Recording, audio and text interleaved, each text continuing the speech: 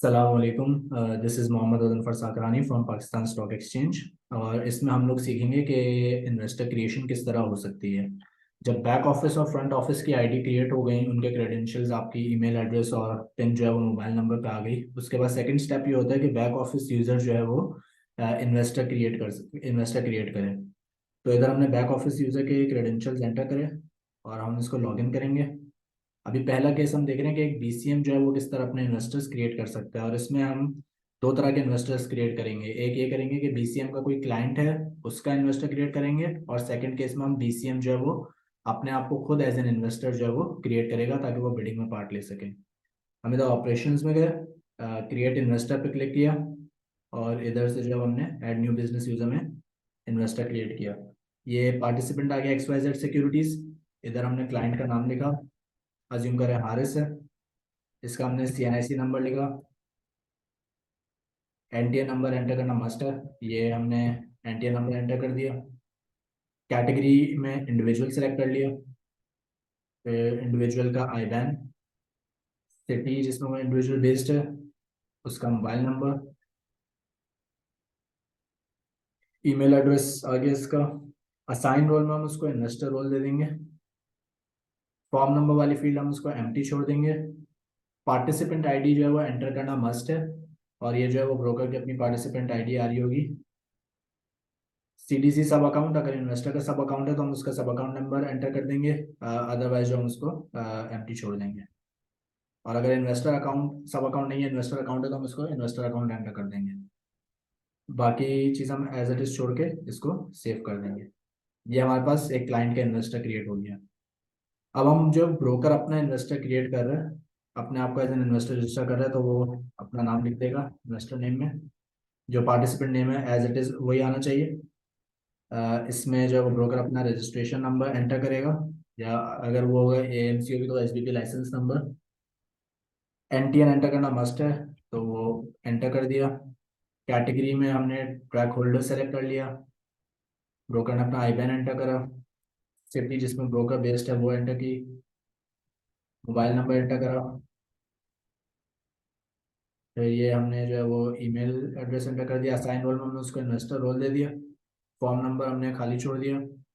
और participant ID में again ये एंटर करना मस्ट है, तो ब्रोकर अपनी पार्टिसिपेंट आईडी एंटर करेगा और अपना सब अकाउंट नंबर एंटर कर देगा। बाकी चीज़ें जो है वो एज इट इज छोड़ दी, और इसको जो है हमने सेव कर दिया। ये हमारे पास दो इन्वेस्टर्स क्रिएट हो गए।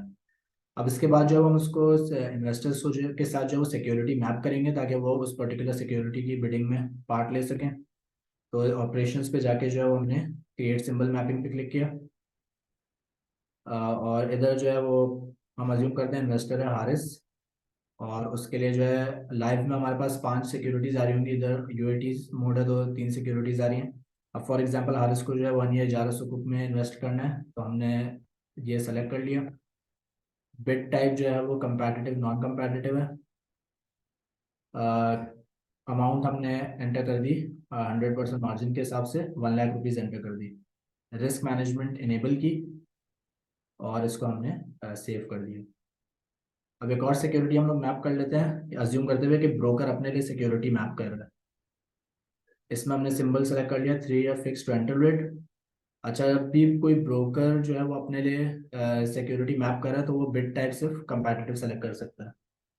कैश अमाउंट वापस जो है मैं अज्यूम कर लेता हूँ 50,000, 100% मार्जिन पे, और रिस्क मैनेजमेंट इनेबल की, और ये सेव कर दिया। ये हमारे पास जो है वो इन्वेस्टर्स क्रिएट हो गया। और इस तरह जो है हमने अभी इस केस में तो एक सिक्योरिटी मैप की है, बट लाइव में जो है आप ये सारी सिक्योरिटीज एक साथ भी मैप कर सकते हैं। अब हम सेकंड केस से देखते हैं कि एक NBCM जो है वो इन्वेस्टर्स क्रिएट कर रहा है। इसमें अगेन हम लोग दो केसेस लेंगे। पहला केस हम ये अज्यूम करेंगे कि NBCM जो है वो अपने आप को एज एन इन्वेस्टर क्रिएट कर रहा है, और सेकंड केस ये लेंगे कि NBCM आपने किसी क्लाइंट का इन्वेस्टर क्रिएट कर रहा है।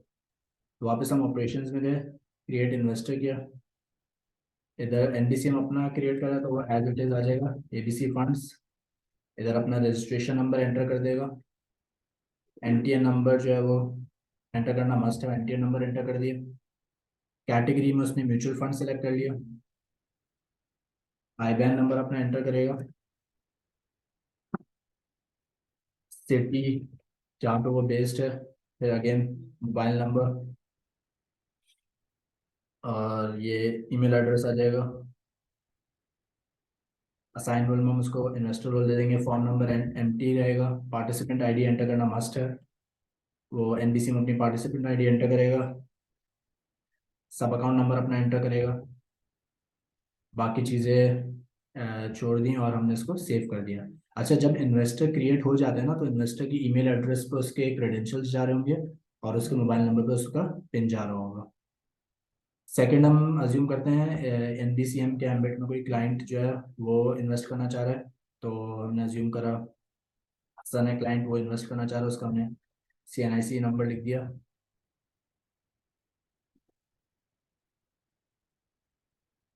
उसका एनटीआर नंबर हम एंटर करेंगे। इसमें हमने इंडिविजुअल सेलेक्ट करा। आईबीएन आईबीएन इसका एंटर करा। सिटी हम अज्यूम करते हैं लाहौर में बेस्ड है वो। इसका हम मोबाइल नंबर लिखेंगे।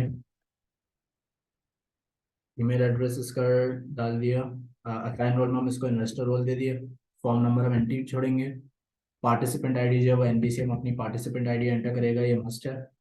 सब अकाउंट, अगर इन्वेस्टर के पास सब अकाउंट है तो हम एंटर करेंगे। अगर आईएस है तो वो एंटर करेंगे, अदरवाइज इसको एंट्री छोड़ देंगे।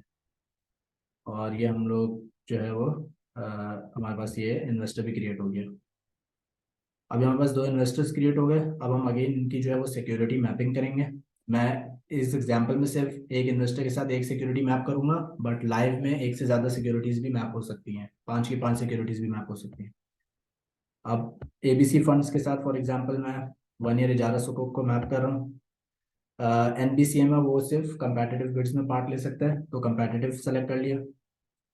एनबीसीएम पे कोई कैश रिक्वायरमेंट नहीं है, मार्जिन रिक्वायरमेंट नहीं है, तो जीरो, और रिस्क मैनेजमेंट डिसेबल ही रहेगी। ये सेव कर दिया। अब मैं एक और सिक्योरिटी, मैं जो इंडिविजुअल क्लाइंट हमने इसको इन्वेस्टर क्रिएट किया था उसके साथ एक सिक्योरिटी मैप कर देता हूँ। सिंबल मैंने 5 ईयर वीआरआर ले लिया।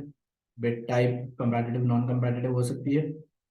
इसकी कैश और मार्जिन मैंने जीरो रखा है और रिस्क मैनेजमेंट डिसेबल की है। बट अगर एनबीसीएम चाहे तो वो अपने इंडिविजुअल इन्वेस्टर की रिस्क मैनेजमेंट इनेबल कर सकता है उसको कैश से रिस्ट्रिक्ट करके। बट इस केस में मैं डिसेबल ही रख रहा हूँ। मैंने सेव कर दिया। ये इधर जो है उनकी सिक्योरिटी मैपिंग हो गई। जब मैपिंग हो गई उसके बाद, अभी तो मैंने एक ही मैप किया, लेकिन एज आई सेड प्रीवियसली कि आप इसको जो है वो एक से ज़्यादा सिक्योरिटीज़ के साथ भी मैप कर सकते हैं और 5 की 5 सिक्योरिटी से भी किसी एक इन्वेस्टर को मैप किया जा सकता है इधर इसी तरह जिस तरह अभी हमने क्रिएट किया था। Thank you so much.